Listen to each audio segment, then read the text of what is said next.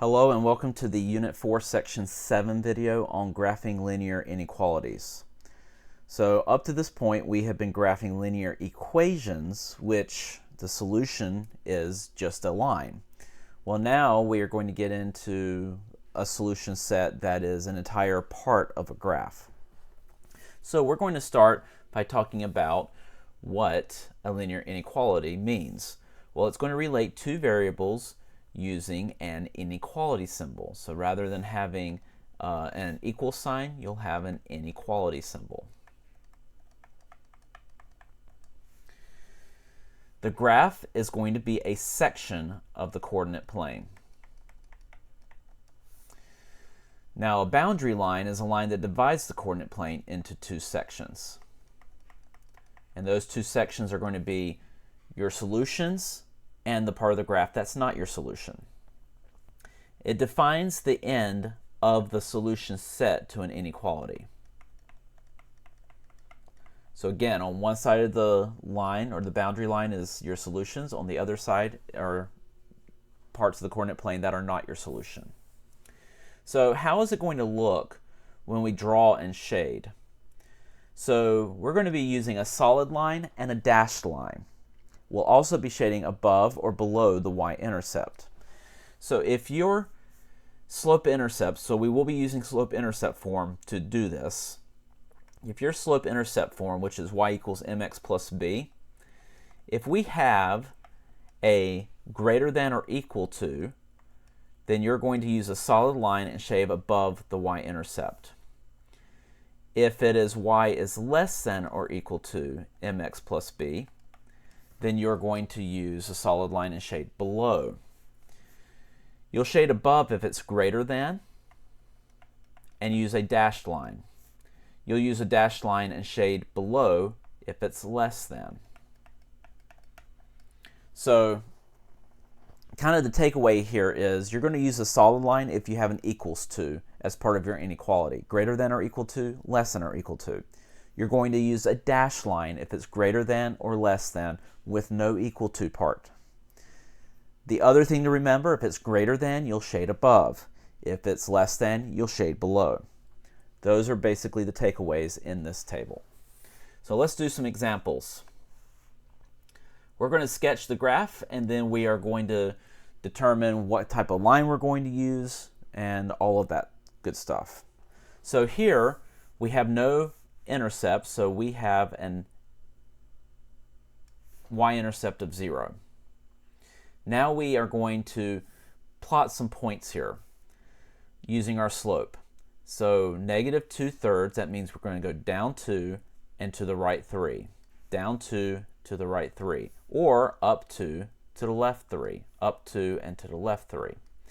Now, what kind of line are we going to use? Well, since we have greater than and there's no equals to part, you're going to use a dashed line. And so your line is going to look like this.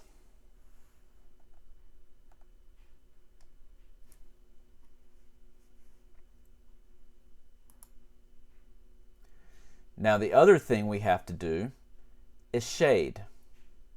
So since we have greater than, we are going to shade above.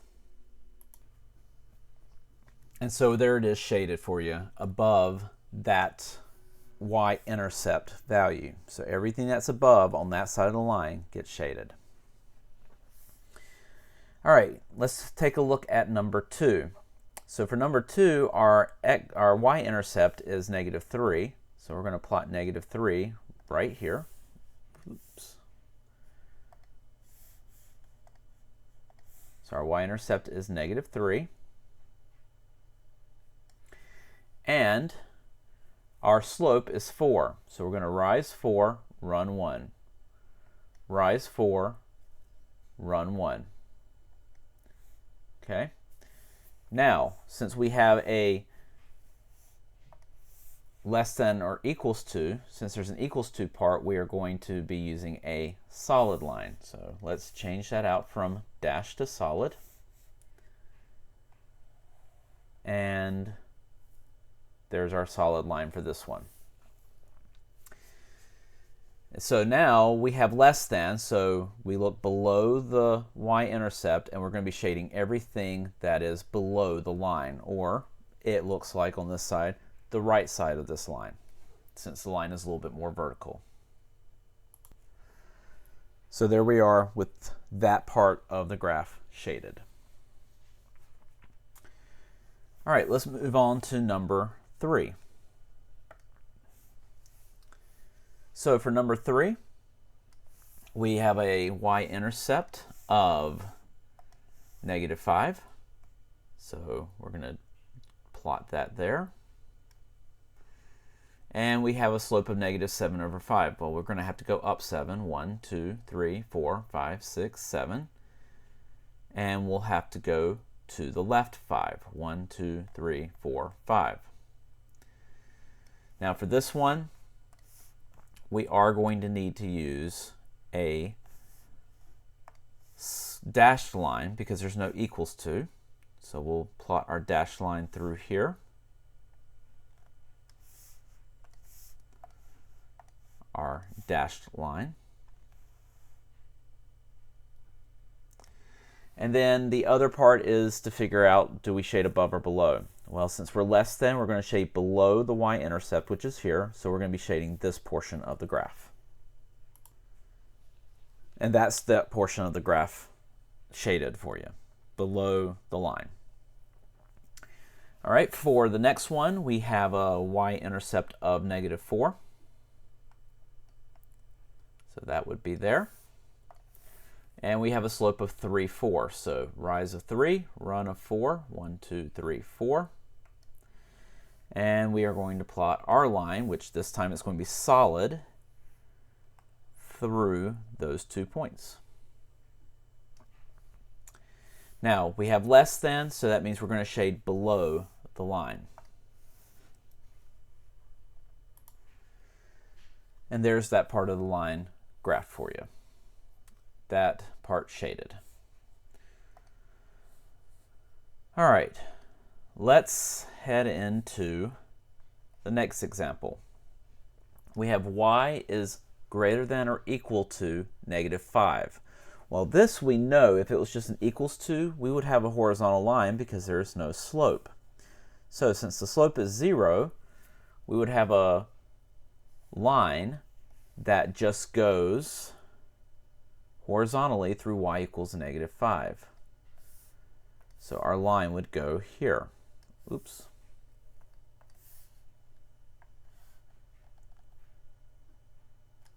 Okay. And since we're greater than, that means everything above the line is going to get shaded.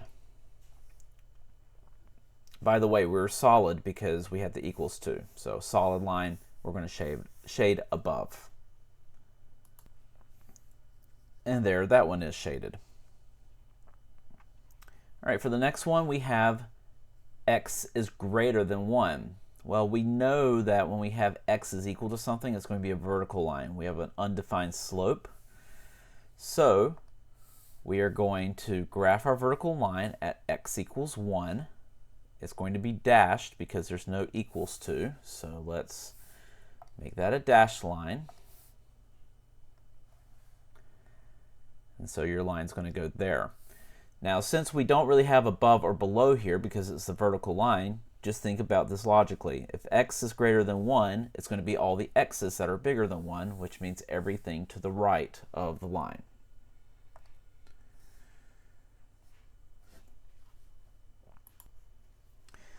And so we shade to the right. Now keep in mind, this inequality does not represent a function because it is vertical. You do not have a function. So keep that in mind when you have linear functions, that x equals something is not going to be a function. All right, continuing on. Example 7. We have y is greater than or equal to -3/5 x minus 2. -2 is our y-intercept, so we're going to plot that first. And then we have a slope of -3/5. So down 3, 1, 2, 3, to the right 5, which would put us here. You can also go up 3 and to the left 5, which would put us there. Since we do have a equals to in here, we are going to have a solid line going through these points. And because we're greater than, we are going to shade everything that is above the line. And so there we are, shaded above the line. Okay, for number 8, we have a y-intercept of -3. And we have a slope of 3. So we're going to rise 3, run 1. Rise 3, to the right 1. Rise 3, to the right 1. And down and to the left. So since we have a no equals to, we are going to use a dashed line for this line. And then finally, we are going to shade below the y-intercept, which would be this side of the line. And there we are, shaded below the line. All right, we've got 4 more examples in this section, and the reason that these examples are in are because they are not in slope-intercept form originally, okay? Sometimes you'll be presented with something to graph in an inequality where you're going to have to rewrite things, okay? So that's what we're going to do here. Just like you would do with an equation, you're going to rewrite x plus 2y is greater than -4. You're going to get this to where y is by itself. So we do it just like we did for the equations in the last section. Subtract x from each side, and then divide everything by 2. So that's going to give us -1/2 x. -4 divided by 2 is -2. So -1/2 x minus 2. That gives us our y-intercept of -2. It gives us our slope of -1/2. So down 1 to the right 2, down 1 to the right 2, down 1 to the right 2. Up 1 to the left 2, up 1 to the left 2, up 1 to the left 2. So now we can graph our line. This line is going to be dashed because there's no equals to. And we are going to use the slope-intercept form of the equation to determine if we're going to shade above or below. And since it's greater than, we will be shading above. And so here it is, shaded above. All right, for number 10, again, we are going to be looking to rearrange this. So we've got 5x minus 2y is less than -10. We want to move the 5x to the other side by subtracting it on both sides. Now, here is a key thing to remember. Got to go back to Unit 2 to remember this. We're going to divide everything by -2. When you divide by a negative, you have to flip your inequality. So -5 divided by -2, that's going to give you 5/2 x. -10 divided by -2 gives us +5. So remember, flip your inequality. So we have a y-intercept of 5, and we have a slope of 5/2. So we're going to go down 5, 1, 2, 3, 4, 5, and we're going to go to the left 2. Down 5 and to the left 2. And since we have no equals to part, we are going to use a dashed line. And since we are greater than, again, look to your slope-intercept form. Slope-intercept form to determine whether to shade above or below. And here we're going to shade above, so we're going to shade this part of the graph. And here we are, shaded. All right, 2 more examples to round out this section. So, for number 11, similar to what we just did, we are going to take 5x plus 4y is less than -12, and we are going to subtract 5x from each side, and then we are going to divide by 4. So we've got y is less than negative 5/4 x minus 3, because 12 divided by 4 is 3. So our y-intercept is negative 3, and our slope is negative 5/4. So let's go up 5, 1, 2, 3, 4, 5, and to the left 4, 1, 2, 3, 4. And so our dashed line is going to go through these 2 points. And it's going to take me a second to get my bearings well enough to make sure that I get this graphed accurately. Closer. Let's try this. That will work. All right, so now since we have less than, we are going to shade below. And so here we are shaded below. Our last example, we are going to take our 2x minus y is less than 3. We are going to subtract 2x from each side. And remember, we are dividing by negative 1, so you're going to flip the sign, and that's going to give us 2x minus 3 on this side. So our y-intercept is 3, or negative 3 rather, and our slope is 2, so we're going to go up 2 over 1, up 2 over 1, up 2 over 1, up 2 over 1.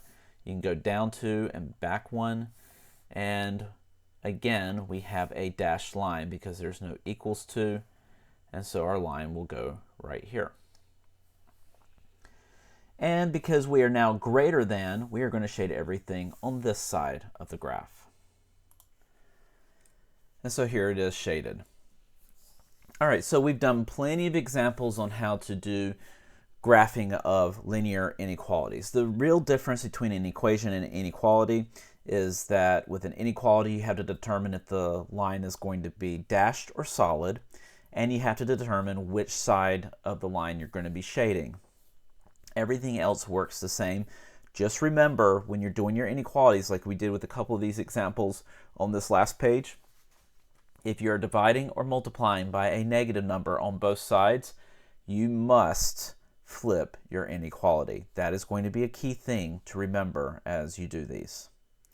All right, that finishes this section. Coming up in the next section, we are going to talk about key features of linear functions and how to identify these key features.